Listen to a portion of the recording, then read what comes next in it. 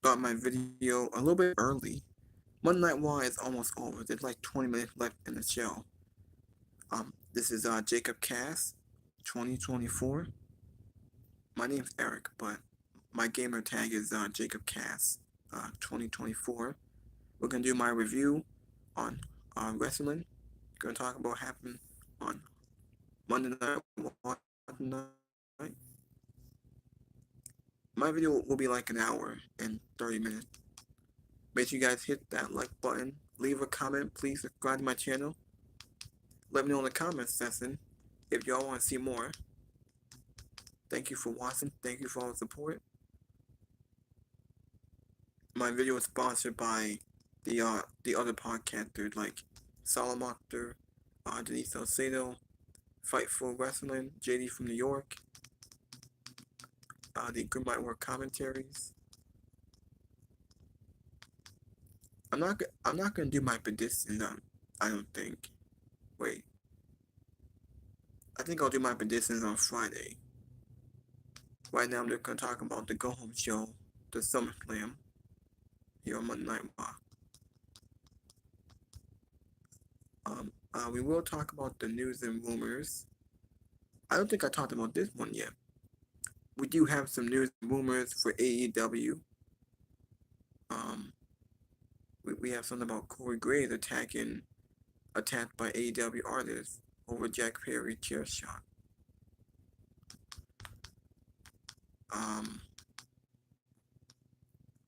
We also have some other news and rumors on Rikishi. Rikishi fought too, the father of Jey Uso and Jim Uso and Solo Sikoa. They said that Rikishi shoots on treatment on Jey Uso. Rikishi shoot on WWE booking of Jey Uso says bloodline is being shafted. I don't know what you're talking about, but we will talk about that. We also got the latest on Bobby Lashley and MVP exiting WWE. WWE upon racism because they're black.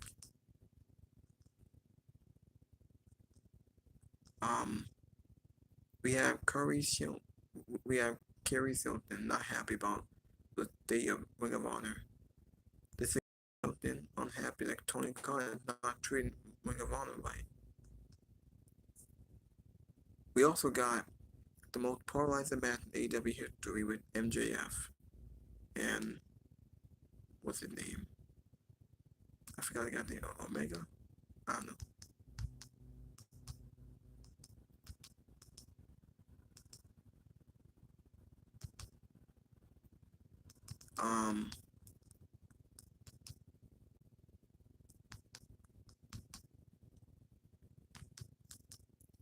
Okay.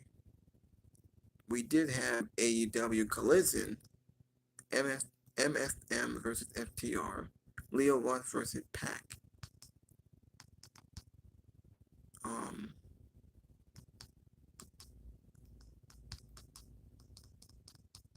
That might be it, I think. Alright. This is what we got on Monday night, ladies and gentlemen. This is what we got on Monday Night Raw. Jey Uso defeated Carlito.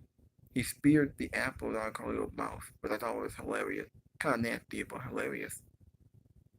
Man, Carlito's having a shit run in WWE. Being with Jevon Date's not working.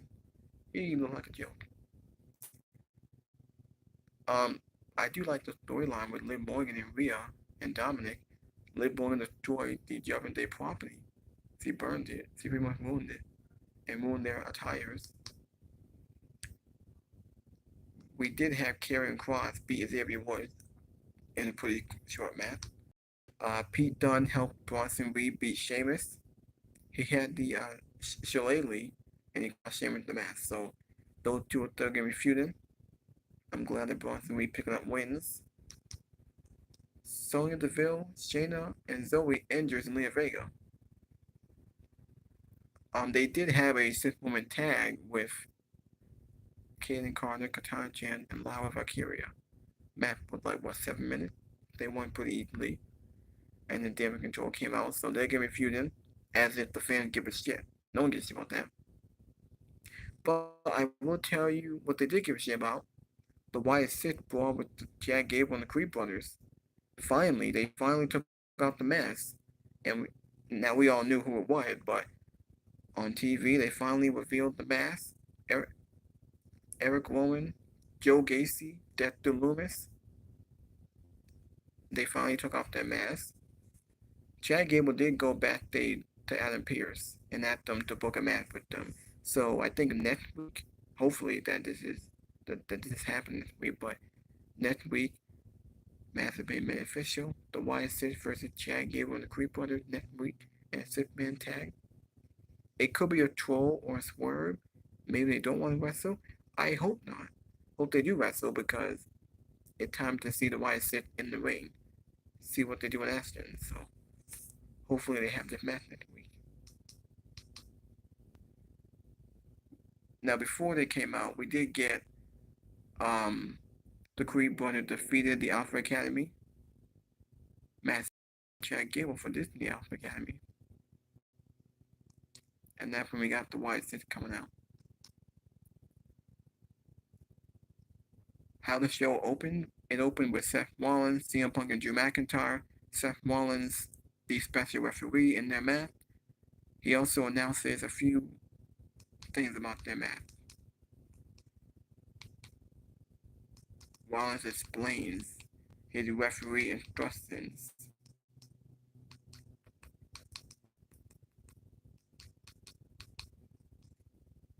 Laying down the law before that match.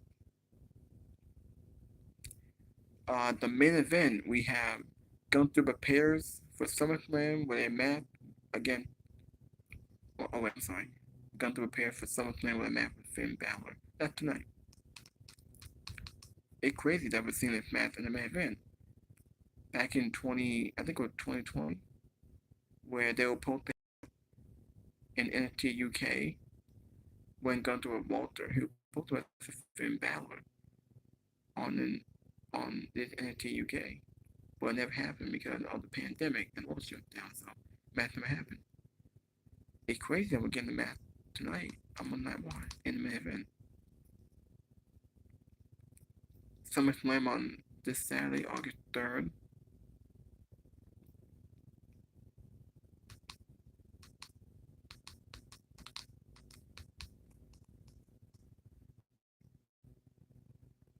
Alright.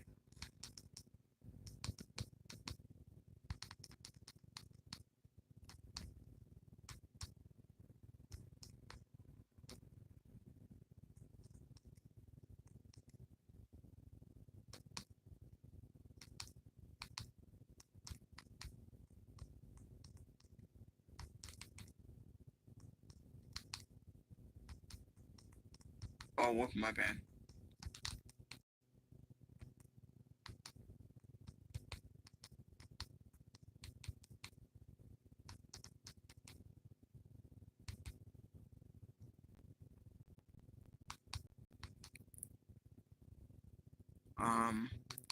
We do have the best of SummerSlam 24/7.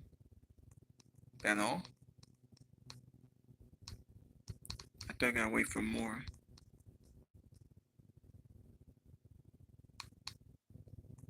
We got the promo packages. Well, SummerSlam, Breaker and Zayn.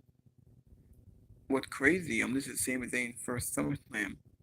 Out of all the years that Sami Zayn built the company, this is the first match on SummerSlam. I think he was on the pre-show last time, but that's the pre-show. This is Sami Zayn's first match on the main card for SummerSlam. Kinda sad he's gonna lose.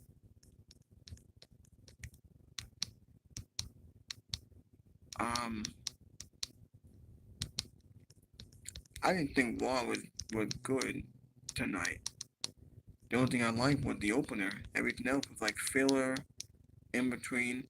I did like the Wyatt Six.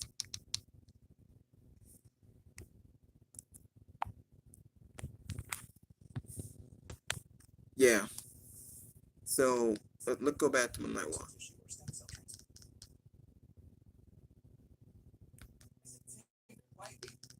Hold on.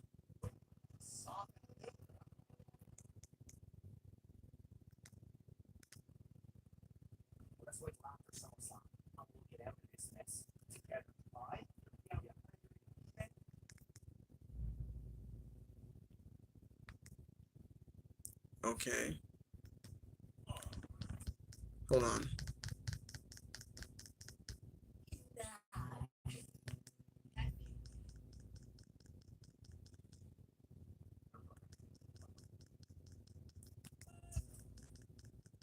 Alright, try to skip this.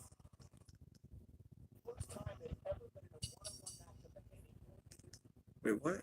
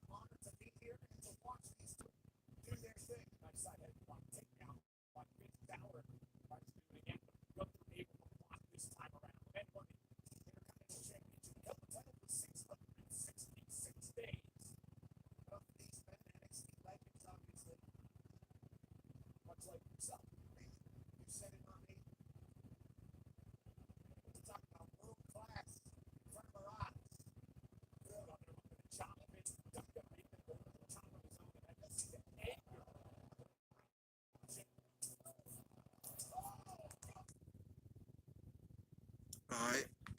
Might be able to skip ahead. See this way in pretty soon.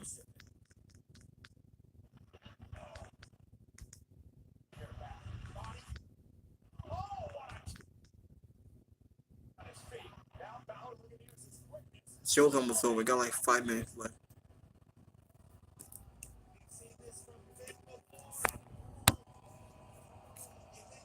Let me know y'all can hear the math that's going on right now.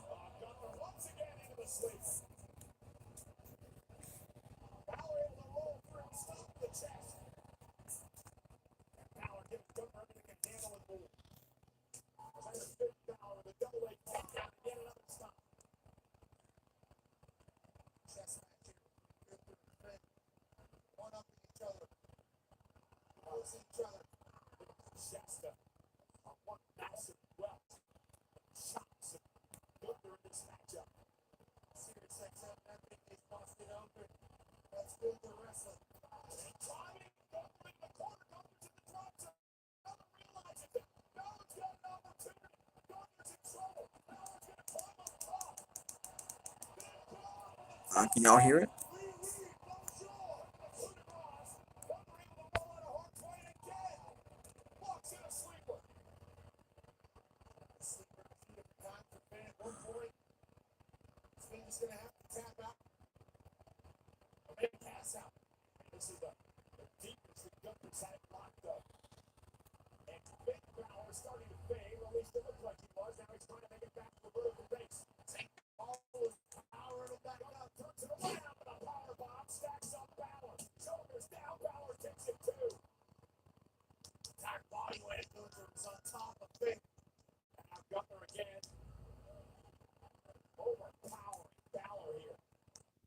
So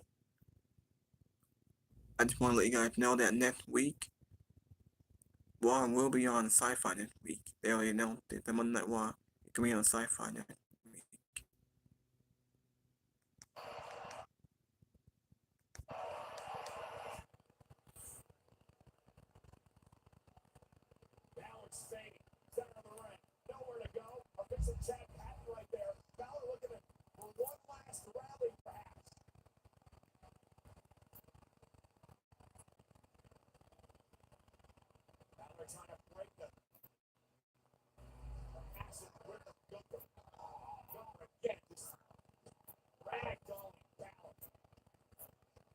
Okay, come on.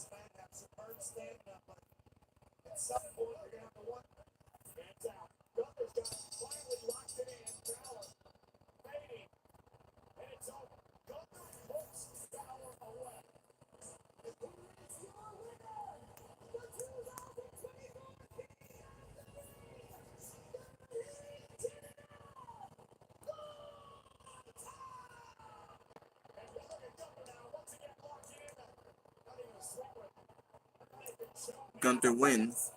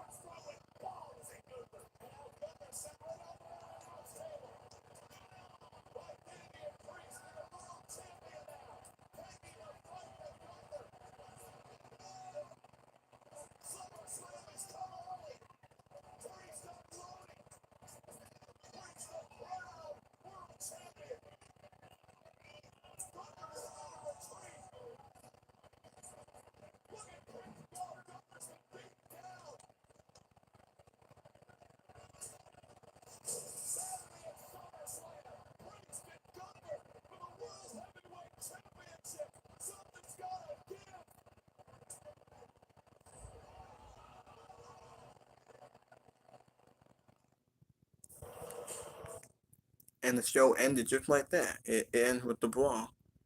So the brawl is still continuing. We just won't know. Well, just like that, the show came to an end.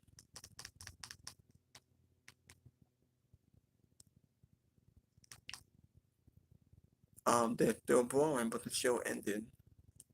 So I guess we'll never know how the brawl ends. Who can stand tall? Unless there's fans who may have recorded it. So maybe we could see, but I guess not. Wait.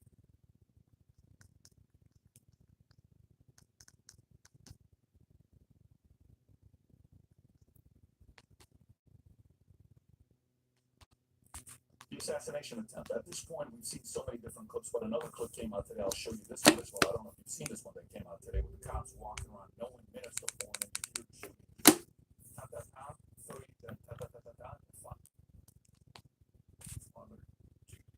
Shot a couple more and then hospitals. And then he shot at us after we got there.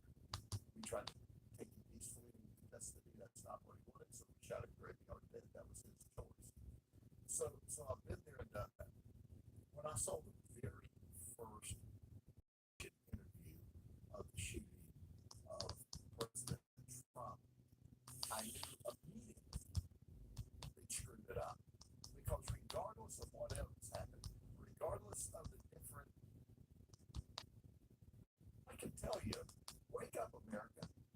The public doesn't want political decisions when it comes to saving lives. Professional decisions. And that's what saves lives. Well, first, political decisions. Political decisions is you put somebody in charge of the Secret Service. They're a political appointment. Where did they come from? What was their background? Did they have the ability to do that job? And the job is, at that level, you're not going to go out there and train, but you're going to say, let me see the training curriculum. I know for a fact, following the rules, the Secret Service is well-versed, and I underscore doing the. Hold on, I'm trying to see something for a minute. When she started dancing.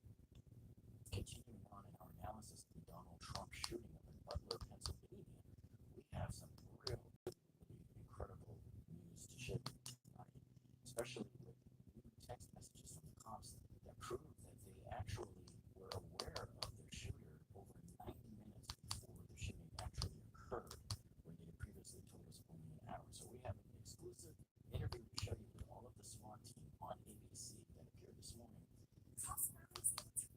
And we also have a news video to show you from the scene that was taken by another witness, showing the cops engaging the shooter before the shooting actually occurred.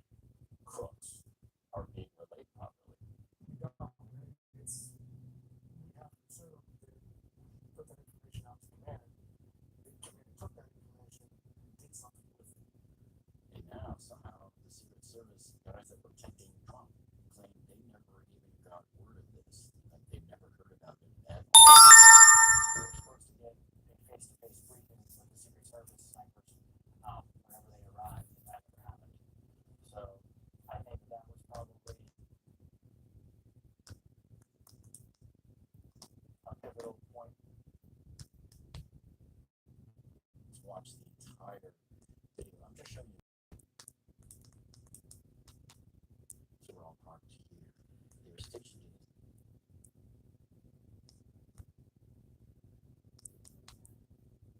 Poor guy.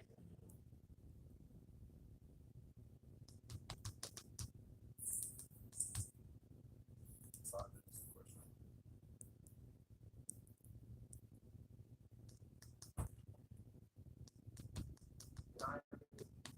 Back over here where the red boots are, that's where you guys kind of let their loose from questions here, Butler.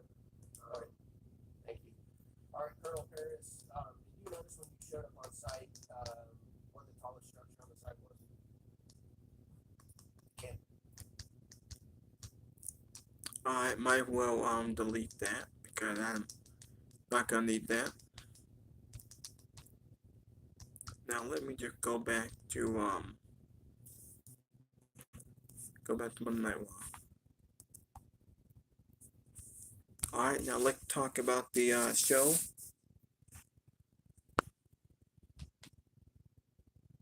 Real enemy. But Rollins made it clear he hates both of them.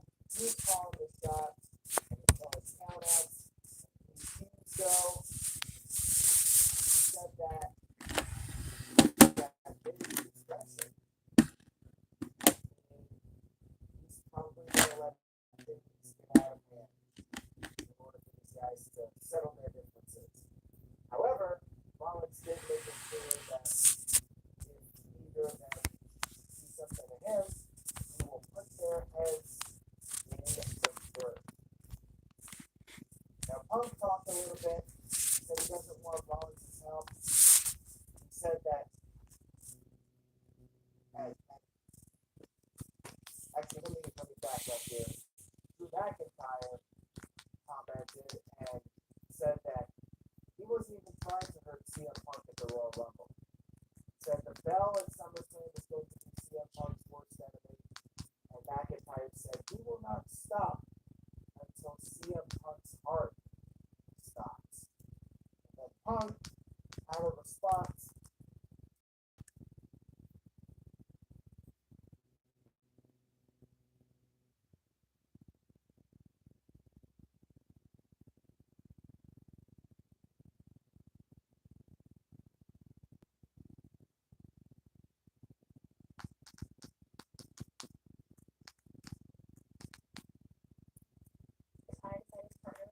Enough of these damn commercials, man.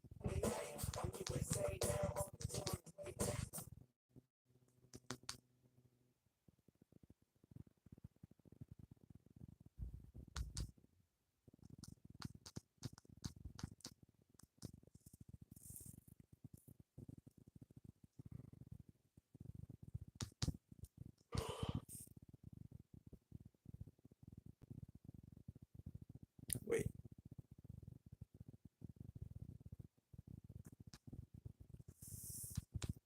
There isn't no grant of, there's no lack of a part 3 in there.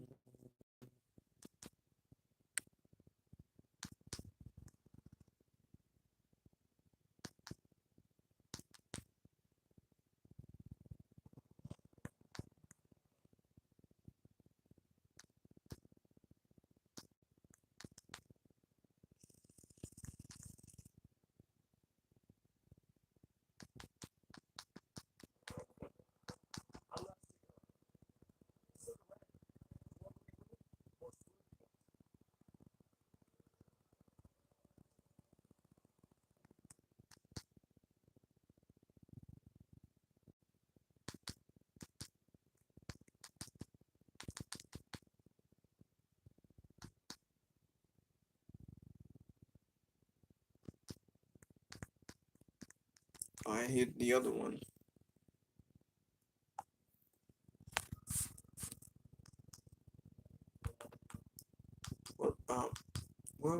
This might take a while.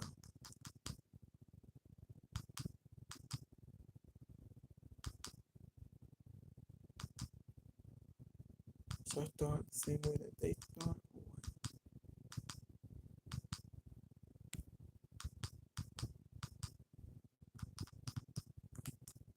Oh, this is Argo.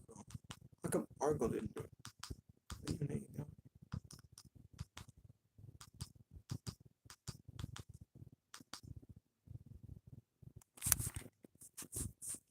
That was the other Argo, right?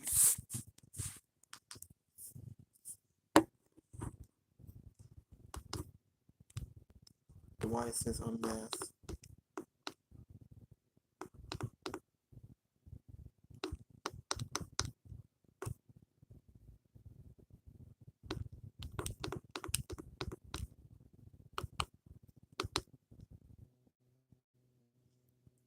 These are the live streams, right?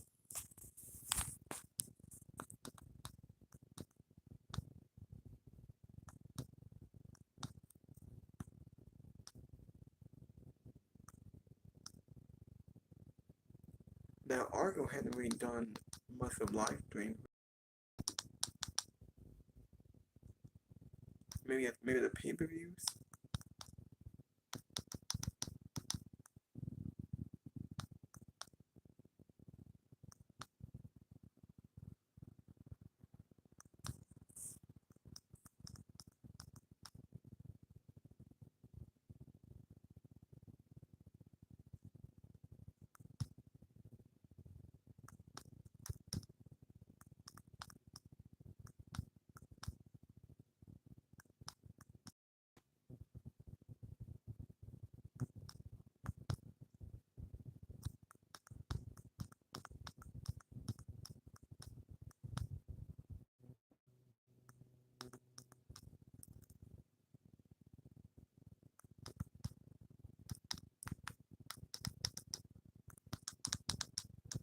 Okay.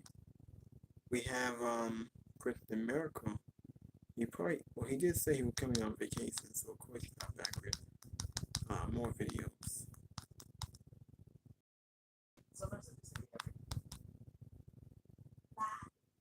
Please leave a thumbs up, guys. FightfulSelect.com. Best $5 in the business. Due to popular demand, we have combined Q&A and backstage sports show every Monday. I give you guys about a half an hour of check that out at FightfulSelect.com this weekend. We're going to select a free show on Select, a scoop spread, all of that good stuff. FightfulSelect.com. $5 a month or $4 a year. We are over 6.5 years in, haven't raised the price yet. Much cheaper in. You're still sitting at $5. Discord as well. I am often over there ahead of shows, dropping scoops, all kinds of cool stuff whenever I can't have them in the scoop spread. Did that tonight, mentioning the Wyatts. We're going to have a match book that tonight as well. But anyway, $5. Get your good to go, guys. Big thank you to John Bailey. Players of what?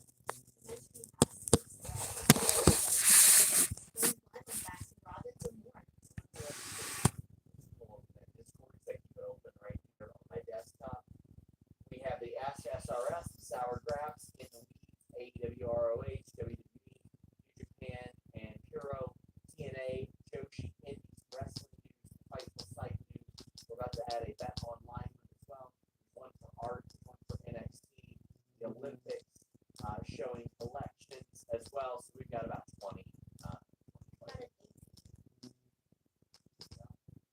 Isaac says, evening, guys. Anything regarding Brian's contract with AEW? He re-signed to return to WWE. I think that he will see his talent contract out. He will fill dates after that. And I think will remain with AEW in some sort of creative capacity after a little bit of an absence. He'll probably go home for a little bit.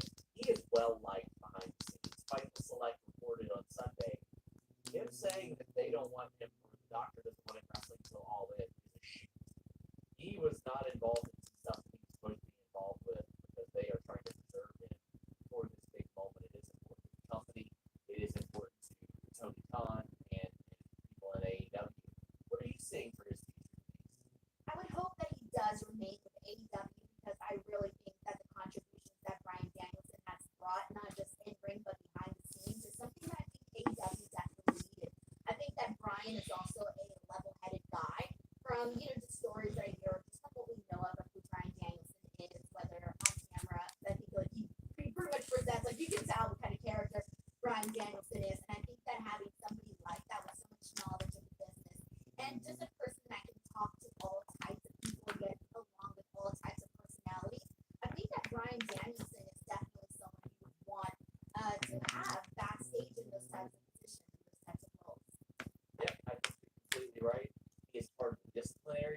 so he's obviously someone whose opinion is valued very, very heavily. But yeah, we'll stay on top of it. That much I assure you. Let's go ahead and talk about tonight's Raw. Seth Rollins kicks off the show with his referee instructions. And he says there really aren't any rules. Just listen to me and do whatever I say. If I decide there's going to be a 20 count, there will be. If I decide there's 3 counts, there will be. You don't touch me. You can't touch each other tonight either. And he just laid it out. Whatever he said goes. We have a little preview of his referee outfit. I told you it was going to be a little bit more than that crop top or something. No, I didn't think that. Everybody was thinking the Shawn Michaels booty shorts. I was afraid that he was going to come in with some giant curtains. That's what I was afraid of. I thought it was going to be a little bit too much. If that's what he's wearing the exact same thing, I'm fine with that. It's just cool. It's not really too much of a big deal. And the pants were fine. But, and I'm assuming he's not going to wear the sunglasses. He'd actually have to move about. But He should. he should not. No, that's Sean going out there with sunglasses. And nobody even dropped them. He can have like some sort of adhesive. Okay, what if he's like counting, right? Like 1, 2, all my sunglasses fell. I got to put them back on. He should. That makes sense. No, I don't want that. That's exactly what I do not want in this match. And that's what I was going to say. I didn't want to see happen. When he said, oh, it's going to be my rules and my count and my rules count. This is DQ. It's up to me. And I'll count to 20. I was like, no, I don't want any of that. I want to see a straightforward referee we can get from Seth Rollins. I don't want to see all this extra stuff. I'm sorry. I don't want to see it. What did you think of Drew McIntyre and CM Punk's promo? Punk was like, yeah, you know what? They sing his song, they chant my name. You're the third wheel here. And a few months ago, like 5-6 months ago, Drew was the third wheel because everybody was looking forward to seeing CM Punk and Seth Rollins up until Royal Rumble. And then what happened with Drew McIntyre is I think Drew McIntyre made himself the A side of this. Like, he took CM Punk from having one real white hot program to having 2 in his back pocket. Like that, like I'm sure, like trying to think what would we ask CM Punk this presser number. Man, we have seen him be off TV with injury a lot over the last couple of years. With this, we had reported on Fightful Select last week with this contract talk. They can't freeze his deal because he's still working, Denise, because his feud is one of the hottest feuds in wrestling right now. And he's not even there. And he's barely there. Like, he's there once every 3-4 weeks, and it's working really, really well. And a lot of that's because of the emotion and the stakes that Drew McIntyre has added to it. We started a Hater of the Year award for the Fightful Awards. The Big Boss Man Hater of the Year award will be handed out next year, in large part to Swerve last year, Drew this year. Like, really, really bring that to the forefront. I think that, even though CM Punk is saying, oh, you're a third wheel, I know that's just a line in a promo, but I don't think it could be more untrue at this point. It is 100% untrue. If we were going to pick a third wheel for anybody, it would probably be Seth Rollins here. It kind of feels like we're putting him in here to be part of the party, but just to give him an invite type thing. This feels like when you want to go out and your mom's like, hey, can you take your little brother too? Make sure he goes out too. And you're like, damn, I got to bring my little brother now. That's what this kind of feels like. I feel like we're making a lot of space, a lot of room for Seth Rollins here where he really wasn't needed in this particular feud, in my opinion, because I feel like I have been so engaged, so interested in what they've been doing with CM Punk and Drew McIntyre. You just said it right now. We've only been seeing CM Punk sporadically on the show. We don't even see him every week, and yet this is still the hottest feud. And not only are they nailing it on TV, they're also nailing it on social media. I feel like they've captured everybody's interest in multiple ways. The thing that I did like about this, and I thought this was one really important, and it was from CM Punk, where he had told Drew McIntyre that this was the best thing that ever happened to him in his career. Dude, you can kind of argue that that can be pretty true. I mean, Sean, you know about all of the contract stuff. Talk to us about where Drew McIntyre was at before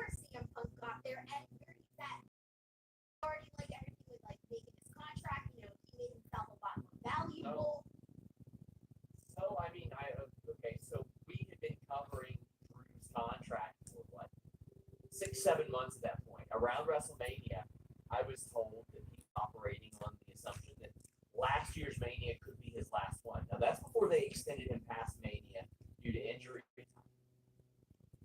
When we had reported along the way that CM Punk, it didn't. Not only did it not look like he was coming back, WWE was adamant up until about a week and a half he wasn't coming back because of how the roster was responding. Because so many people, including some of the people in this program, went to them and said, "We do not want him back." However, there was that productive conversation that you and I had to talk about week before Survivor Series. But still, as of that week, Denise, talent that we're asking, including Drew McIntyre, we're told, no, he's not coming in. So for anybody that was like, yeah, they're working the sheet, they were working talent the last few days. Talent outright asked in the days before, and they were told, no. Members of the writing team were told the day before, no. And by then, they had made the decision to bring him in. So the talent were told right before their main event match. So in their mind, I'm sure everybody's working their own angle, right? Seth Rollins works his own angle and is, coming up the aisle, and Drew McIntyre storms to the back. And the things that I had heard at that point, Drew McIntyre was sincerely frustrated, not that CM Punk was back, but because they lied to him about it, because they were not honest, because he went and asked, and they said no. And he's like, I've got a contract coming up in a few months, and this is the priority you put on me. However, Drew McIntyre is brilliant, and he understands how to create buzz. And we are talking about a guy who won the Royal Rumble, eliminated Brock Lesnar, went to WrestleMania, won the title again, and now he's got more buzz than ever before by feuding with a guy that can't wrestle on the show. So he took that and he said, you know what? I could sulk, I could be pissy, I could be a whiny baby about it, or what I could do is make myself in a situation the most important cog at a point in which my contract is coming up, and then say, guess what? Y'all got to pay out now. Y'all got to pay out. And that's what he did. And it was brilliant. It was brilliant of him. And Elite Biscuit says, I enjoyed that you scared off every official angle to justify Seth as a ref. Excited for this match in the dog pound. Well, I'm excited to, I'll tell you one thing. I'm not like Denise. I don't take big fat shits at venues. Oh, dropping a big one. No, you just put your massive freaking nose all over everybody. That's true. I thought that was going a different direction. Anyway, I'm dropping the stinkiest, filthiest deuce of my life at Cleveland Browns Stadium, just to honor what they put on the field. It's important. Seth accidentally hit with the chair at SummerSlam like Shawn Michaels, 1997. Well, I think that's the direction.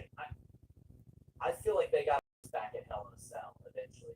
I wouldn't mind seeing all three of them in Hell in a Cell. I think that could make for some fun if they end up going that route. But do you think somebody gets screwed over here? I think that they telegraphed something here, and now I'm trying to figure out how they went about it, because CM Punk got into the face of Seth Rollins and he said, I need you to promise me one thing, or one thing that I want is for you to not help me in this match.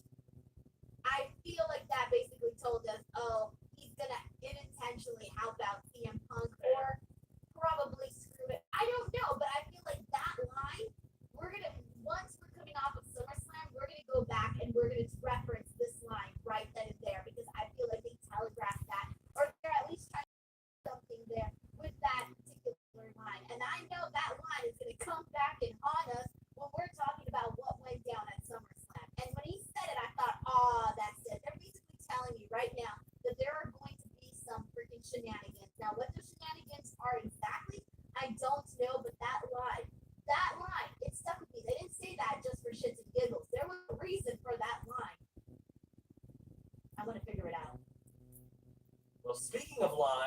in shenanigans in SummerSlam. Our partner, BetOnline AG, trusted for over 25 years, the earliest line.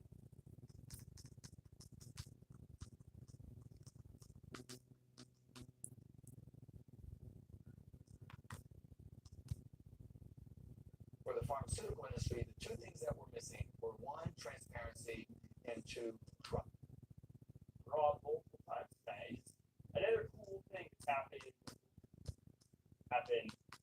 a few years ago. Absolutely, we wouldn't see that something like that happen, especially that style of wrestling. Yes, TNA, the crossover with NXT, seeing that it raised a few eyebrows. Pun intended, the wrong thing reference earlier, but this one here is got a lot more attention, in my opinion, only because of the style of the Bloodsport. It is a work shoot style. It is a must.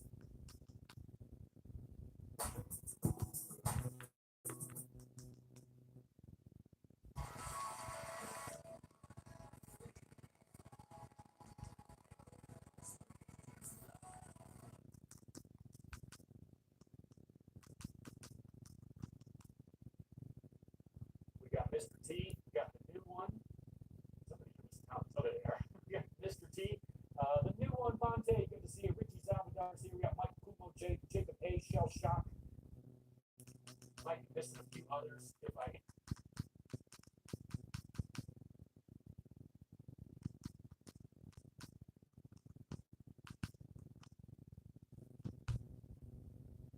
He's going to be facing Randy Orton for the world title at Mania. Maybe he's defending it along the way after he wins. So I might go put some money down on that if I were. But get in those super chats. Get in those upper chats. Creed Brothers defeated Otis and Tozawa. That was whatever it was. And Otis gets beat down afterwards. And Denise, I really think the blue was off the road with Otis and Gable stuff. Like, I really think that he needed to whip Chad Gable's ass when he turned on him. And now people are just like, all right. Yeah, I don't know what's going on with that in the sense that it feels like they're kind of back to square one. This doesn't feel like Otis that's reaping the benefits of having this hot angle with Chad Gable. This just feels like Otis, who he was right before he joined up and linked up with Chad Gable. It doesn't feel like there was a growth based off of the storyline coming off of it. It feels like that, I don't know, I kind of feel bad for them a little bit because I really was expecting a little bit more of a payoff for both of them, but it doesn't really seem like it. They're taking, what, like 2 losses now back to back? That's not a lot. I mean, they can definitely bounce back, no big deal, but it just doesn't feel like they of this, but they're still going out, they're entertaining. And again, like you said, the match was what it was, and everybody, here's the thing, I think that everybody, instead of going like, we moved on from this, Sean, we're no longer caring about Chad Gable and Otis. I don't feel like that's the focus anymore. Now, They moved on as well. It seems like creative. Like, poor Otis, he was ready to explode, to be something, and they just, okay. no, instead people were like, oh, this is the segment where we're going to get Wyatt 6, and obviously we did, but now that's the topic here when you think of Chad Gable and the Creeds and all of that. You don't know, that's it, like the Otis thing, it's just there now, but it's not the main thing. Well, the Wyatt Six show up and make the save, and what we see is Joe Gacy, Dexter Loomis, and Eric Rowan unmasked and attack, and then they run Chad Gable out of the ring, and then he hits. I love that they unmasked them. This is the Wyatt Six integration, execution, and explanation is one of my favorite things of this show. This is the anti-retribution piece. This has been methodically thought out and planned. In 2020, I can tell members of Retribution how their story was pitched. In 2020, there was a conference call, a quarterly call, and it's a very rare instance of one of the investors going, what the hell are you doing about ratings? Why aren't there new stars being built? And Vince goes, oh, we gotta think of something immediately. And they did Retribution. They had no clue what it was. They had some 5'3" guy waddling towards the camera with a ball bat going, you better run! All that stupid stuff. They had no clue what was going on. They accidentally fell into some great numbers for that digitally. This is the opposite. They have methodically planned this. They have the segments mapped out, and I love the execution. We're not hearing as much or Dexter. We're seeing it. But then we go backstage, and Chad Gable is talking to Adam Pearce, and he goes, I figured out who these guys are. And Adam Pearce goes, I know who they are. They're under WWE contract. Chad Gable goes, what? Yeah, that's usually how it works when people are in a WWE ring. They're under contract. I'm aware. They're very, very talented. They're also signed. They can wrestle. You got a match next week. I like it. They're not playing dumb like they're invaders or something like that. They would have had the security sorted out by then.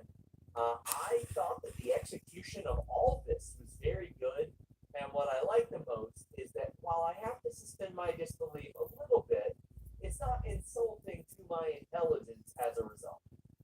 But that's kind of how it started, though, right? Because the first scene that we saw was, remember, that big attack on the gorilla position and everybody there. So it did kind of start off that way, where it's like they felt like intruders. They didn't feel like people that were signed talent.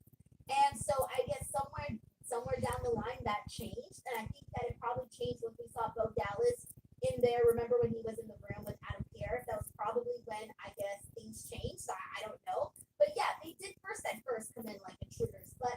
With that being said, I feel like, man, the first thing that I want to talk about is Dexter Lumis, dude. I didn't even recognize him. Yeah.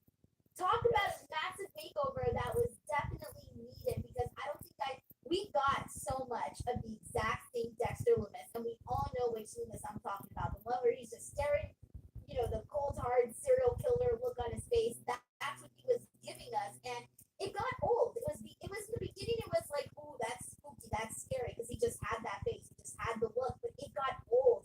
And now I almost didn't recognize him. I was like, damn, we sure that's Dexter Lumis? He looks so different with the hair and the makeup. I thought that the look was really, really great. I was very happy for Joe Gacy, because I feel like Joe Gacy, he's someone that got a lot of hate on NXT because of the character work that he was doing, and it really wasn't working too well. And he was stuck in the schism for a while, but he tried to make it work. And I could really tell that Joe Gacy has a love for that type of character on the show. And it just wasn't necessarily, like, it just started more than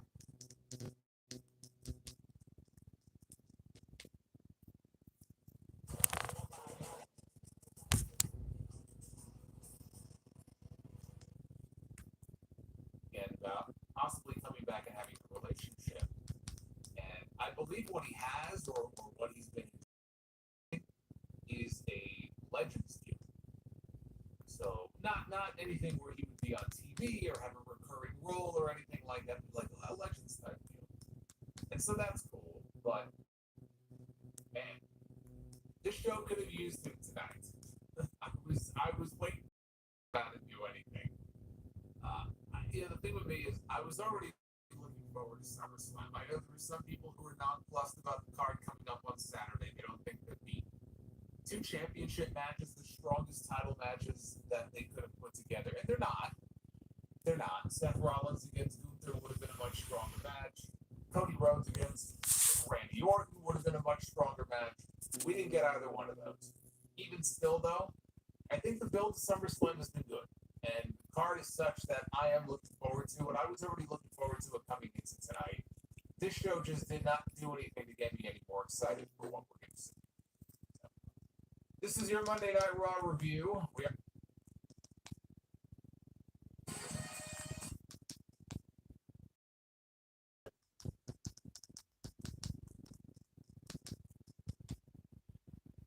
And before we got into tonight's Raw results, so let's do that now. So, like I said before the show, earlier on in the day, Jesse the Body Ventura showed up at Raw. He was greeted in the back by Triple H. They shook hands. They showed a little video or two. They exchanged pleasantries. But appearance of any kind, so I don't know what he was there doing. He might have just.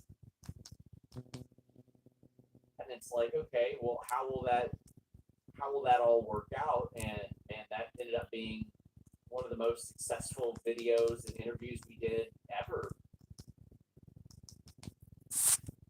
Have fun. I will not be watching. This show, though, tonight, opened with Seth Rollins coming out to deliver his referee instructions to CM Punk and Drew McIntyre in what I believe to be the actual main event, the real main event of SummerSlam on Saturday. And we've been wondering, what Seth is going to wear when he comes out to be the referee on Saturday. What kind of wacky outfit is he going to have? I don't know that this is necessarily going to be exactly the outfit he is going to wear, but we did get a look. We got a little sneak peek. This is what Seth Rollins came out dressed up as tonight. He was out there looking like Beetlejuice. Tables have been set, at least for what's happening on Monday night. We are ready to get the biggest party of the summer started this coming Saturday with SummerSlam. And if you guys were expecting a go-home show that really just blew your socks off, that got you more excited than you already were for SummerSlam, I don't want to be the bearer of bad news. But typically the WWE, and I would even include AEW in this, they don't usually do what they need to do on the go-home shows either, because most of the time these shows are nothing more than layups. They're basically vignettes, they're promos, they set the stage for what's coming on the weekend, whether it's Saturday or Sunday. And there's not really much else to do as far as progressing the storyline. It's almost as if WWE, they tell a great story throughout the weeks during the build, and then when we get to the go-home show, it's almost as if they stop. They stop, and I don't know how much more they can move forward, but it stops. We get to the pay-per-view, things happen, and then the next chapter happens. So if you're expecting the go-home show to be a blow-away show, if you're expecting the go-home show to be, oh my God, man, I don't know how I could miss this show. It's never that type of show, ever. It usually is very close to what we got tonight. Like I said, a lot of vignettes, a lot of promos, a lot of other sub-stories, a lot of other wrestlers on the show that aren't on the SummerSlam card. They get their piece of the pie.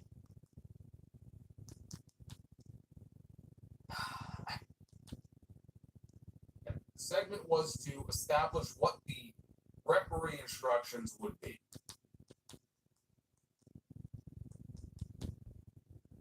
Room shares, which I'm glad with because God, I I've hope done you those vlog it. before.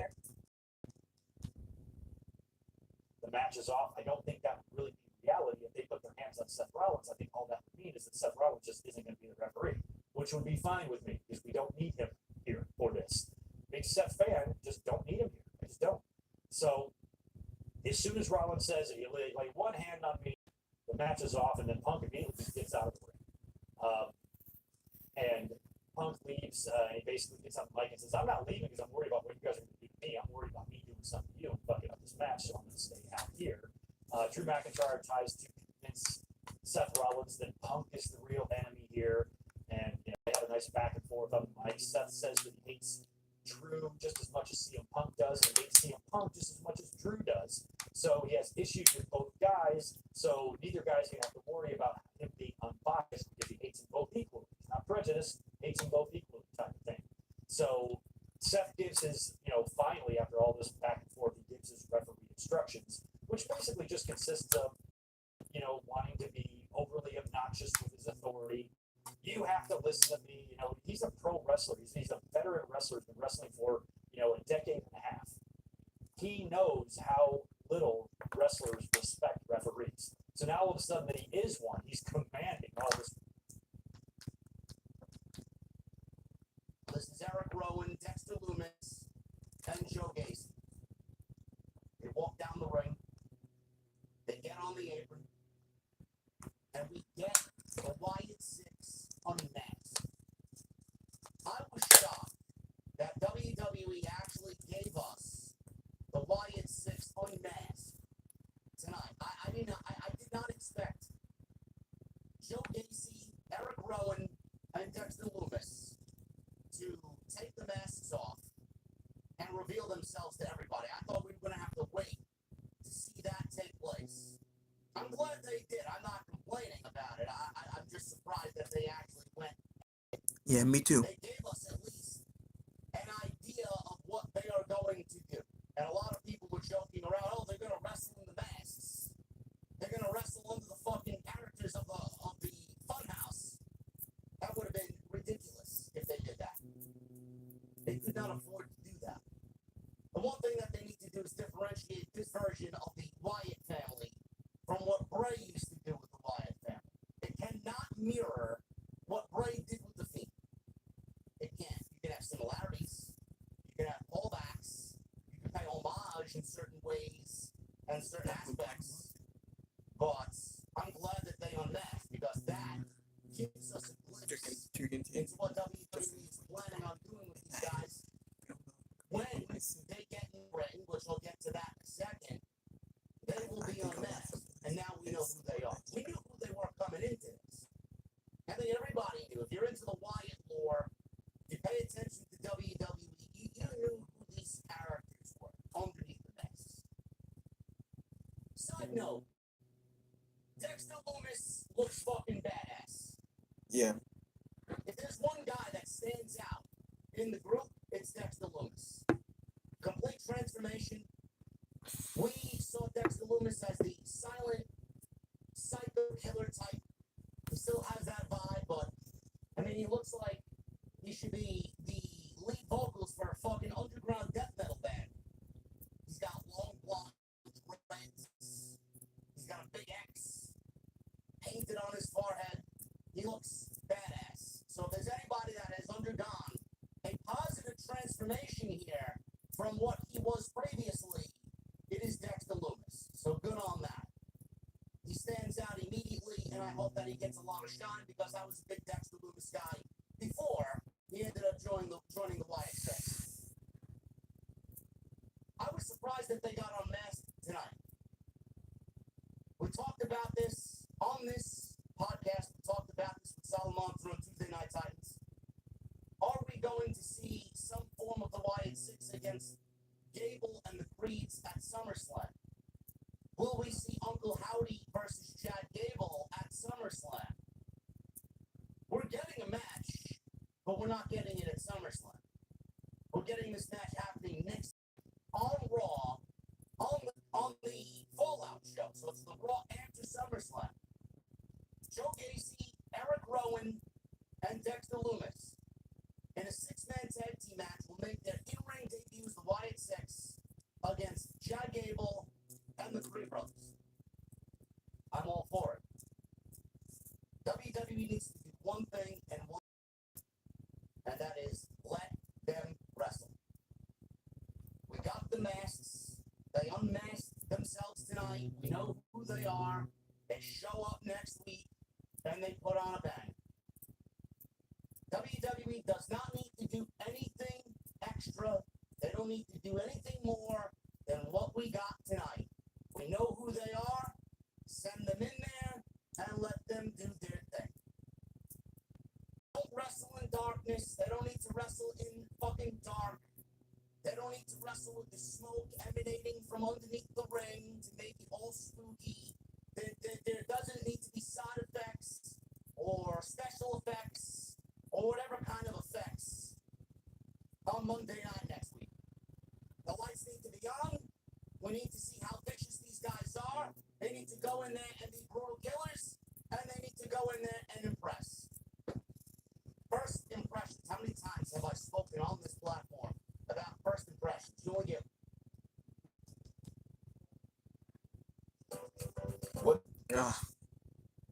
Here he was, coming out to that song. Otis took a hot tag coming out. Wasn't like a face to face. It was sort of keeping them separated because this is a hot match for SummerSlam. And you do kind of want to keep them separated. Rafael Garcia said, have a dangerous headcanon that the Rhea Liv story is less like Eddie and China and more like the reverse, Lana, Liv, and Bobby. Well, it's already infinitely better than Lana, Liv, and Bobby, but I don't think it's going to touch Eddie and China. And there wasn't necessarily that love triangle element of Eddie and China. China just wanted to be treated well. And Eddie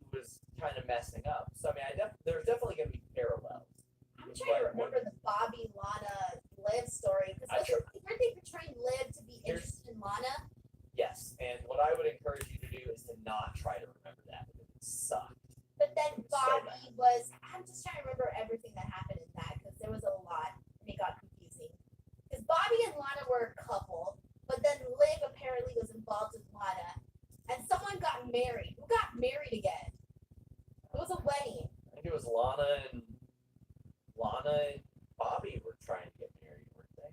Yeah, and then doesn't like Rusev come And out or then- something? I need to go back It was and so watch bad. it. It was so bad. But I'm trying to remember who was with who and all of that. It was bad. It was really, really bad. It was so Ugh. bad. It was great. What'd you think of the lid Oh yeah, burning and no, all that there's none shit? of that. Are you kidding me? Picture burn. Let's go. Let's roll it up. Let's start bumping some Taylor Swift here. Did you ever have a moment like that? Somebody had asked that. Yes, actually, that was my go-to thing. Every time anything of a relationship ended, I'm the person that throws Hey, away that ever has to do with that person. And I played myself because I did that, and I ended up. And faces him at Bash at Berlin. Then you finish off Punk and Drew at that point, is my thought. So my belief is that maybe McIntyre wins, Seth fucks up, maybe not even fucks up, but you know he's going to be involved.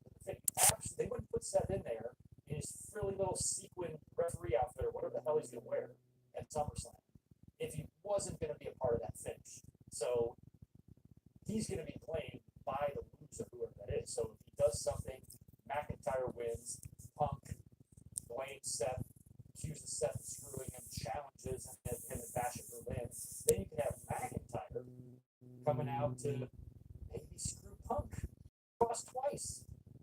You know, now they're in Berlin and McIntyre gets to screw over Punk on an overseas ship. So not only does he get the win over him at SummerSlam, then he screws him in a match with Seth. Now that's 2 losses in a row that Punk has suffered, which should put him at a losing record, right? Isn't his only singles match against Dominic since coming back? Do I have that right? Beat him in the garden, right? Lost to Cody at the Rumble. I guess that doesn't really count as a match.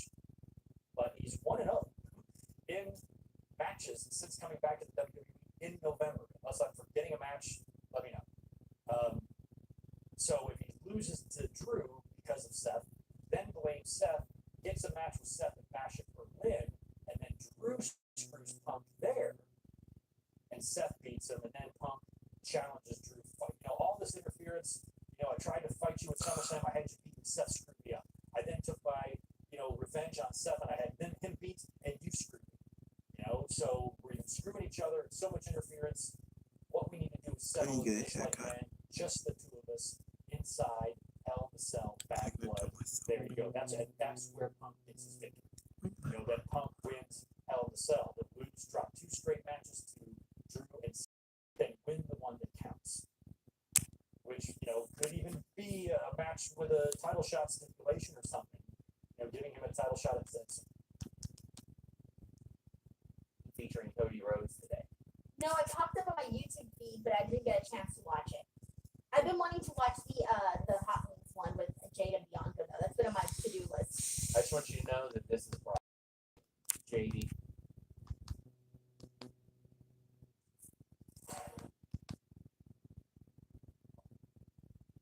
They're meddling in the Jey Uso business. They're meddling in the Sami Zayn business. Liv Morgan's burning T-shirts and destroying the clubhouse.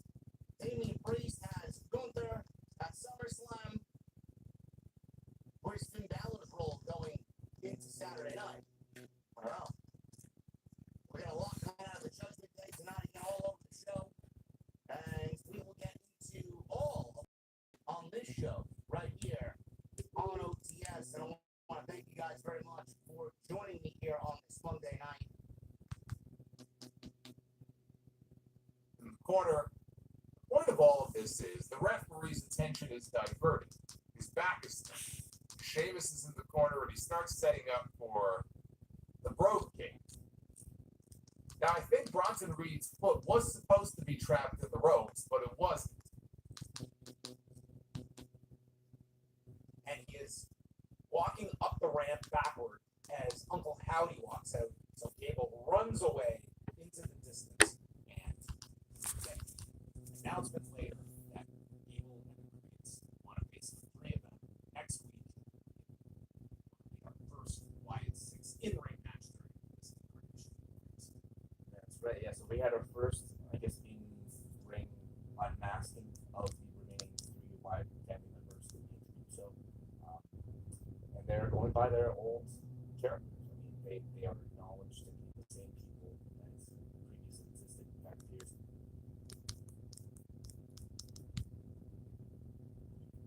Look, that's my observation. Yeah, look, I was happy with how this went down the line. 6 kind of in the past to you guys. They have to be human. They can be tortured souls. They can be deeply disturbed, but they still have to be mortal. They still have to believe.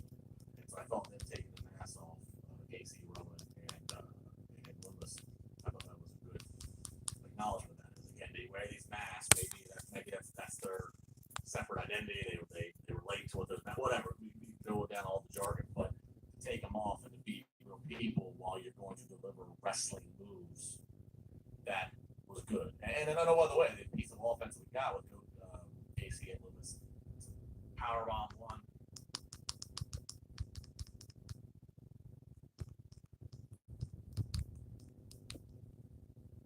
Count out, that kind of stuff. I'm excited. I am excited to see this match. The main event, Finn Balor versus Gunther. Nah, nah, nah, nah, nah.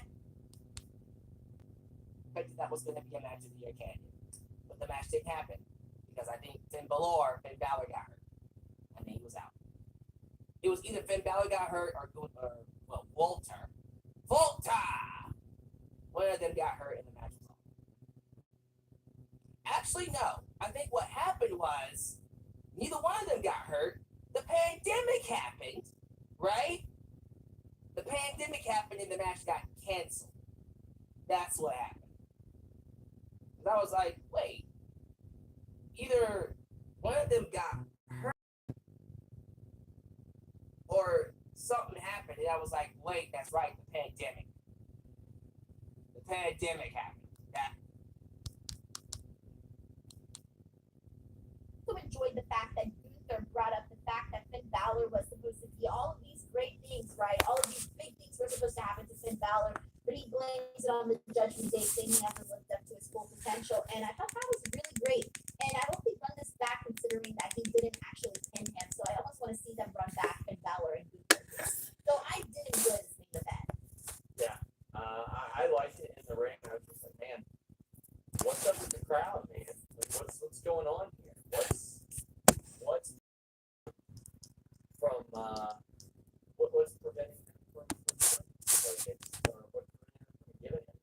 We had Priest and Gunther. They battled it out after the match. What was this doing for you? Is this get you excited? Are you pumped for it? Yeah, so I really feel like this went from a feud where I just thought, oh yay, Gunther's gonna win. Let's get to it. Let's just have Gunther win. Blah blah blah. Move on to the next thing, right? That's where I was at. That's the lane I was in. Recently, in the last 3 weeks, it all started with that promo that was a little questionable, but whatever.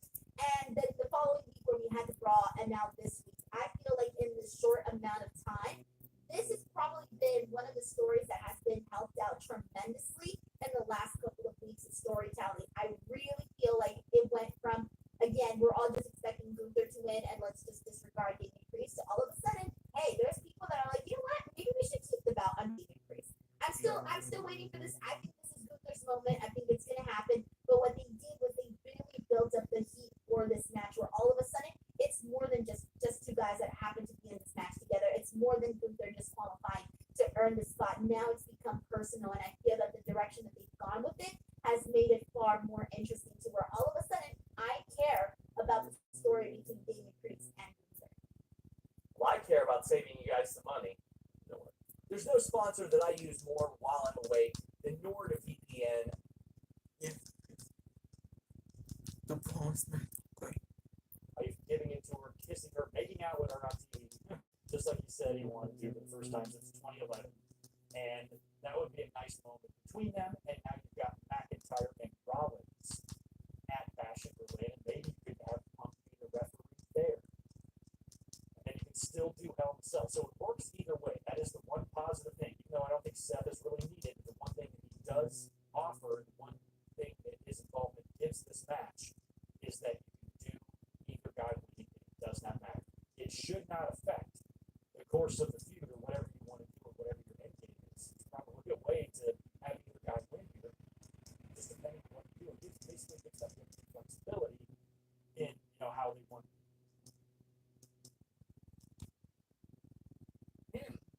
Their match is also canceled. Punk rolled to ringside. Drew told Punk he's had enough. So The Forgotten Oos. Telling you, man. So I just picture Solo standing there like I thought he was making his father proud, finally. Right? He's challenging for the title in the main event of SummerSlam, which is what Jay did last year. And it's still not good enough. What does this man have to do to get over with his father? Kathy Kelly interviewed The Miz. You need to see something freshened up. I see what. I don't think I understand the story. Because Croft was all of a sudden wanting Xavier Woods to join the Final Testament. He's been wanting him to the whole time. He's saying that Kofi is holding him down. All right, never mind. I guess I do get the story. My bad. All right, well, I just took a second. He's always been after Xavier, and he sees something in Xavier, or so he claims, and he thinks that Kofi is holding him down.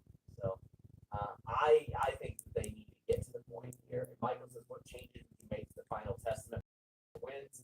There's like a lot of wasted talent. Yes, please drop at least one F-bomb. I'm allowed? Oh, fuck. There you go. Thank you, Michael. What changes would I make? Listen, I like Paul Ellering just fine. I don't think that they need the entire. When I say Legion of Doom, I don't mean WWF Legion of Doom. I mean like cartoon Legion of Doom. You don't need like the Avengers of bad guys all out there. I think it kind of minimizes it. It makes it more Dungeon of Doom than it makes it Final Testament. But I think that each one of these people are more. I don't think any of these characters are Dungeon of Doom bad. I like Karrion Kross. I like him in the ring. I like his mic work. It's a matter of finding him something to do that people will invest in. AOP can be really great. We have seen them be physically imposing, but if they're not portrayed that way, then it doesn't really matter. So I think that there has to be changes to the booking more than anything. Right, so they got AOP in like squash matches, and I feel like that's not really going to do much for them. And I feel bad because now that I think about it, I'm like, man, am I just tuning out during these Final Testament promos? And I feel like the reason I've been tuning out is because they're all the same. I'm like, there's really nothing to like say, oh, this is really good. I feel like this is just too much, I don't know, hocus pocus. And so it's not my cup of tea. And I feel bad because I want to give this a chance, but they lost me very early on. And that's the problem. Once you lose someone, that's it, they're gone. It's going to take a while to get them back.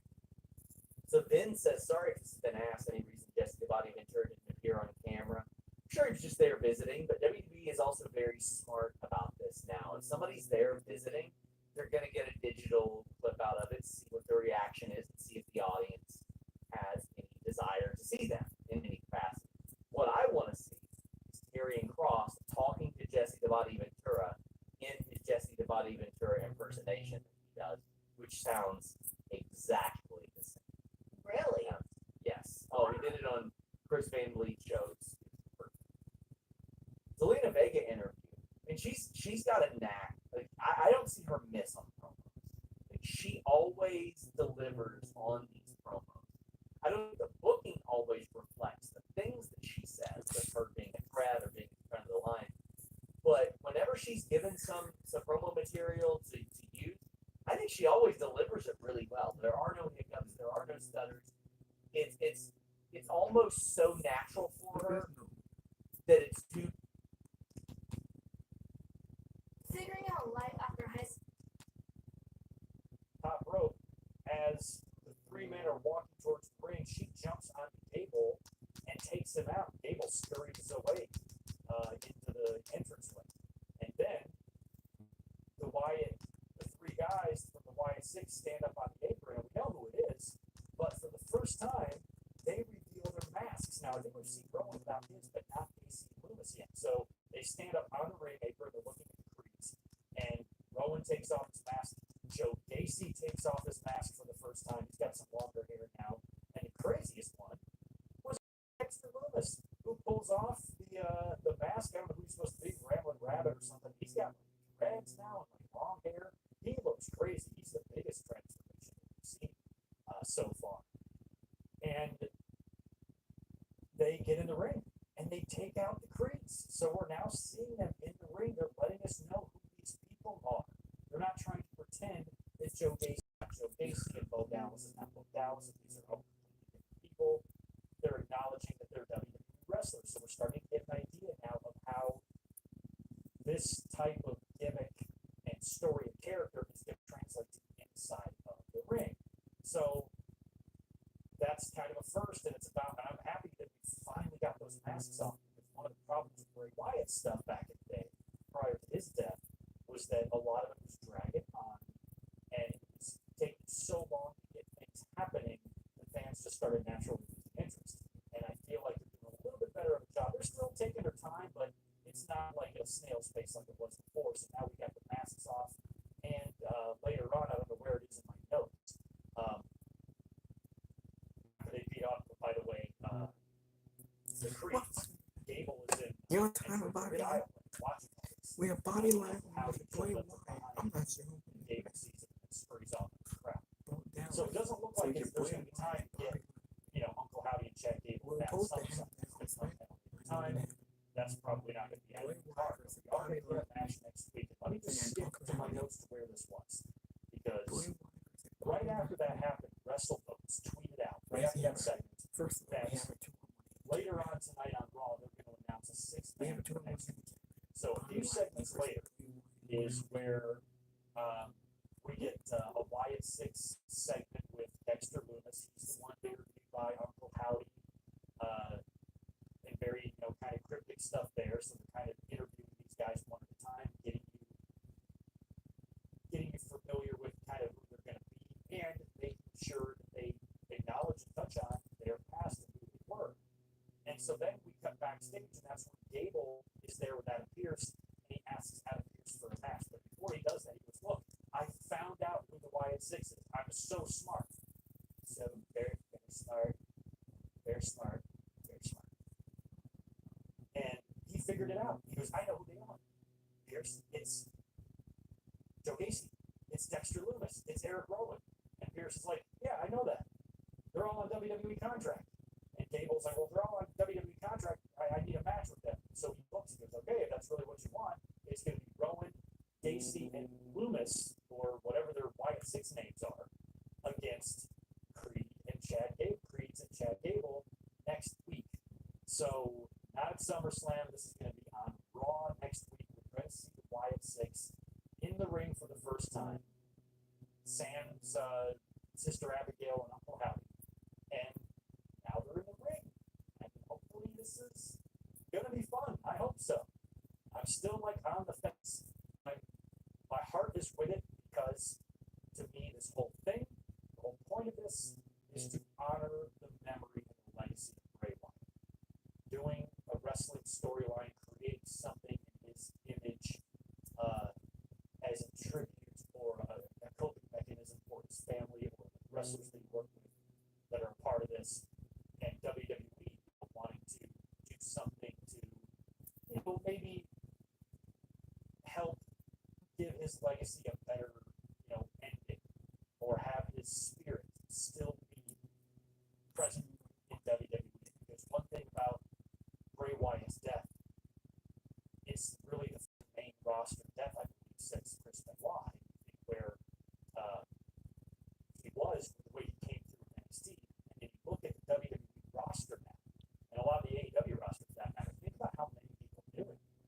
All those NXT guys, the Rollinses and the Big E's and the Owens and the Sammys, they're all together, all a family, man. So they, this was a death that really cut a wrestling roster deeper than we had seen in quite a while. AEW went through this as well with Brody Lee, and a lot of people there didn't love Brody Lee very, very much, but Brody died when AEW was only a year old. So there's a lot more years of relationships here with Wyatt, and a lot of people in AEW knew Brody Lee way before AEW existed, but the relationships he was able to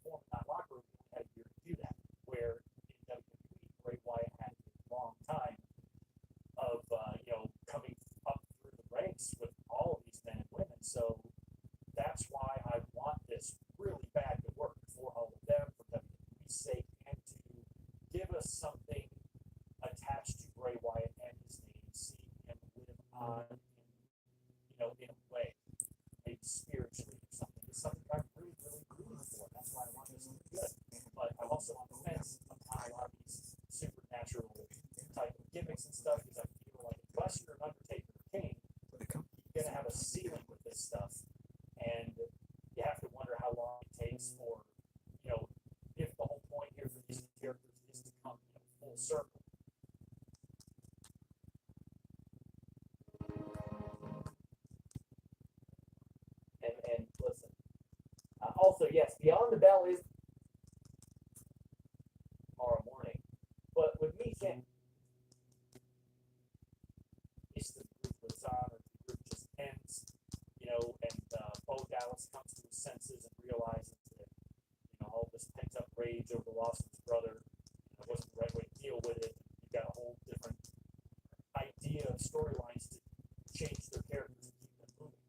You know, or if this is just going to be a one and done, it could be the Wyatt Six, and when the Wyatt Six is over, none of them are going to do shit. Hopefully, this will also elevate the talents involved. That's the whole point of the fact. So I'm going to be looking forward to this match. Oh man, this is going to be locked in that category of holding my breath. There are certain performers and certain things that happen where I watch pro wrestling, man. I'm going to be holding my breath for this entire match. When Brian jumps off the top rope with a fucking headbutt, I hold my breath. When he gets slammed on his neck, he lands on his neck, I hold my breath. When Adam Page goes up and does a fucking moonsault off the top rope to the outside, I hold my breath. When Big E used to do that dive to the outside, I used to hold my breath. Samoa Joe does a dive to the ropes, I hold my breath. Darby Allin, I hold my breath. People getting dropped on their fucking head left and right every fucking week in AEW. I hold my breath. It's one of those situations. So hopefully Punk can weather the storm, come out on the other side, and we are on our way to having an absolute all-timer. Because this is chapter 1. Chapter 1 will conclude at SummerSlam. And my early prediction is Drew McIntyre beats CM Punk. CM Punk does not need a win. Punk has been winning for the last 3 pay-per-views. He screwed McIntyre. WrestleMania he won, Money in the Bank he won, and Clash of the Castle. Because he was in. He didn't win in an official capacity. But when the bell rings and we get an actual referee in there, which in this case is Seth Rollins, Drew McIntyre needs to win. He needs to win match 1 between E and CM Punk. It's the only way this ends up. And no, Punk is not very. Punk loses absolutely nothing if he loses to Drew McIntyre on Saturday. Exactly. I think you guys should be very knowledgeable in that it won't do anything to CM Punk. So don't even listen to anybody who thinks Punk needs to win, or if he loses, he's there. Because I can already hear the fucking mumblings of the retards on social media already. Judgment Day. They went backstage where the Judgment Day's clubhouse was destroyed. PlayStation was destroyed. Things were ripped up. I don't know what she did to the PlayStation, and that shit. Carlito was so heartbroken. He was asking the Judgment Day for a new PS5. Don't worry, nobody's playing WWE 2K24 but Carlito. Who did this? Asked Dominic Mysterio. Rhea Ripley said that should be very obvious. He says it was obviously Liv Morgan. He said they can rebuild the clubhouse, but Liv won't recover from what she does to her at SummerSlam. He said now she stepped over the line. Carlito was concerned about PlayStation being destroyed and asked if they were going to replace the PS5. Rhea Ripley asked, why is he still here? Does anybody know why he's still here? Damian Priest showed up. He asked Dom if he thinks this was Liv. I think so. Dominic said, yeah, I think so too. Priest says he feels he should be in Balor's corner later against Gunther in the main event. Balor said no. He needed to save himself for SummerSlam. If you're worried about him at SummerSlam, I got Gunther tonight. He said Gunther insulted all of them. So as they fix up the clubhouse, he'll fix up Gunther. When he said Priest should take care of Sami Zayn and Jey Uso, Priest said, listen, I don't know why we're running around in circles here and meddling in this unimportant bullshit. I feel like Judgment Day is going backwards. We don't need to worry about Sami Zayn and Jey Uso. JD McFish stepped in and said,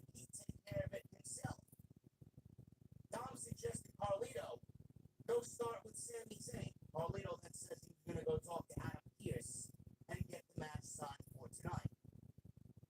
So it looks like there's some dissension growing within the Judgment Day ranks here. Priest wants to be in Balor's corner after what had happened with Gunther and him basically shitting all over his friends and calling the Judgment Day trash.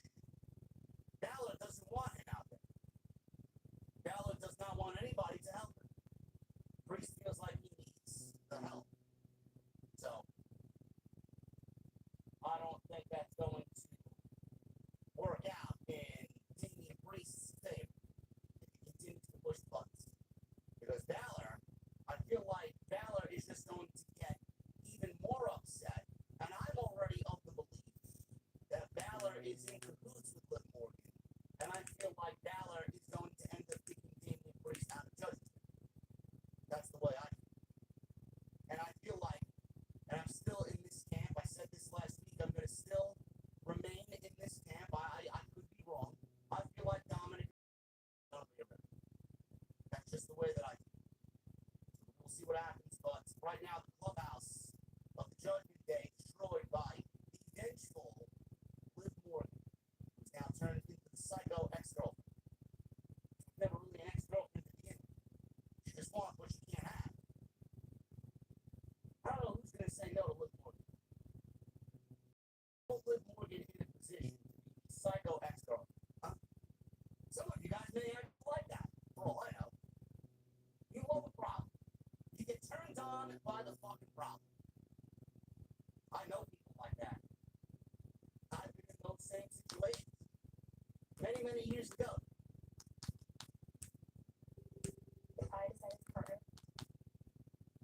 Match, they exchanged chops and strikes until Balor hit a sling blade, then he hit a pair of standing double foot stomps. He hit a double foot stomp to the back. Then he hit a shotgun drop kick. Gunther avoided the double stomp off the top, and he applied a sleeper hold. Balor would not go out though, so Gunther got power bomb and then got a 2 count out of it. Gunther again applies the sleeper hold, and Balor eventually goes out, and the referee calls it. Gunther is your winner, heading into his championship match at SummerSlam. But when the match is over, he reapplies the sleeper hold. The referee is trying to get him off. Finally, Damian Priest runs out for the save. He's swinging wildly. He's throwing haymakers. He throws Gunther over the announce desk. He's pummeling him on top of the announce desk.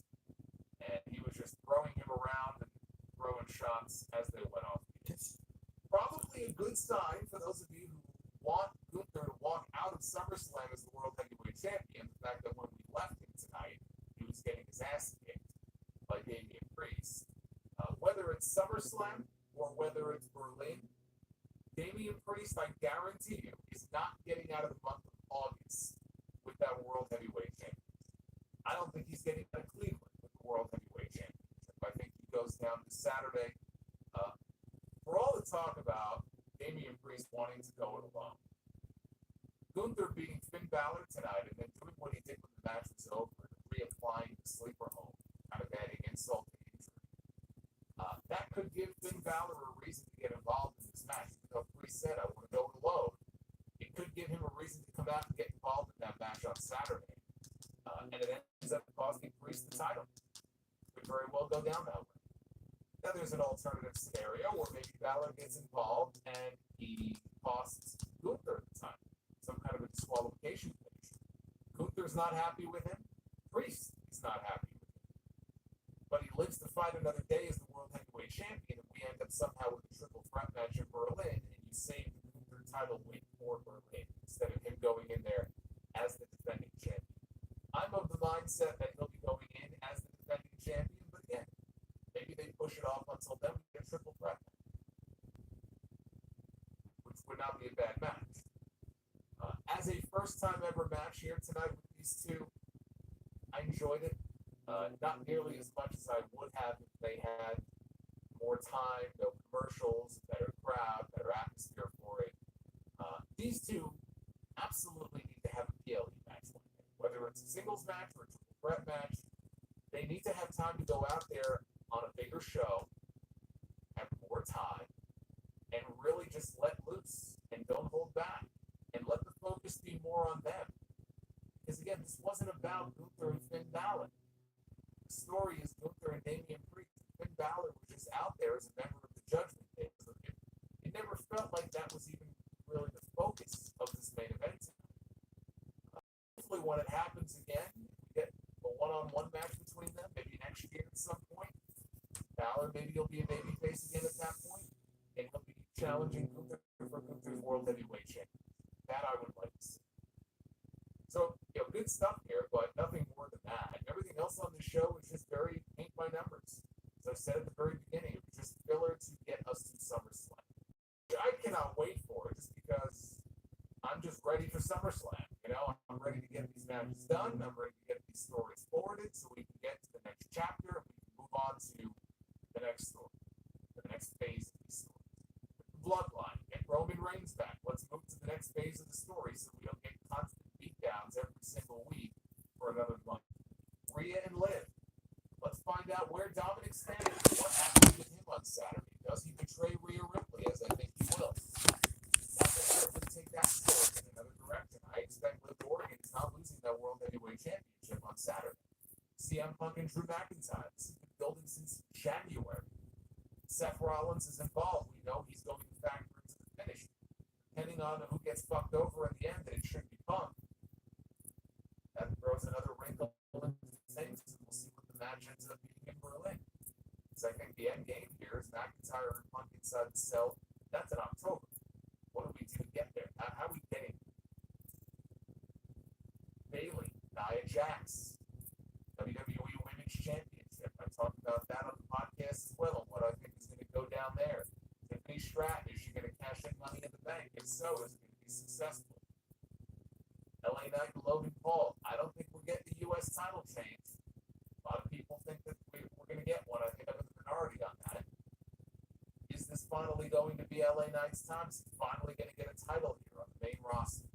Right? There's a lot going on this show, but the number one thing when that show is over on Saturday that I expect to be the dominant story, the dominant takeaway from the show, it's going to drown everything else out, is going to be the return of Roman. I expect that to be the biggest thing on the show. I don't expect it until the very end of the show. It may literally just be his music. He comes out, he stares, and that's it. But I think that will be the parting image that we get at the end of the show on Saturday. And who knows, maybe he does, have a little tussle with Solo Sikoa. Maybe the final shot is of Roman and Cody. Not that we're necessarily going to get a rematch between them right now, but, kind of a look between them. That's how I expect that show to close on Saturday. So I am looking forward to SummerSlam. I don't want to make it sound like I'm not looking forward to it. I am. But man, this was a tough show to see. What did you think of the Raw before SummerSlam? 67% thumbs up, 33% thumbs down from you guys. Vote at Solomon Sir on Twitter. Hey, Mohammed in the chat. It's a happy Monday on a late Monday night. I hope you're doing well. And same with everyone here in the chat. That's very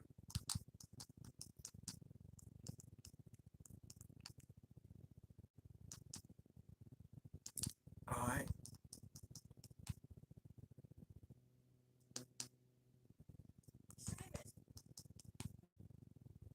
not the most exciting episode of Raw tonight. But let's get to your super chats here. Again, keep hitting that like button. We're a ways off of our goal. This may not be the Booker night. It's not looking good. Not looking good. All right, shout out to my boy, the real CS02. Dropping a pair of super chats. Had trouble at first listening to the podcast last night. Apparently he had internet issues. Well, I'm glad that your internet issues have been worked out. I hope you got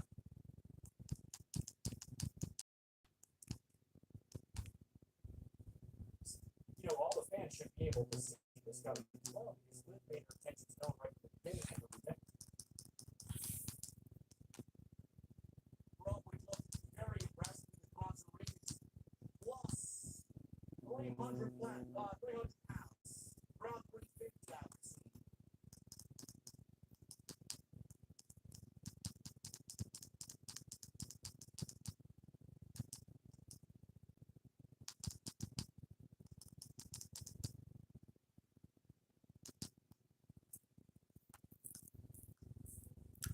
Well, my will just end the video. Didn't think I made it long enough. I don't want to make it for too long. But until next time, I'll see y'all later. Hit that like button, leave a comment, please subscribe to my channel. Thank you for watching. Thank you for all support. This is Jacob Cat 2024. Until next time, I'll see y'all later.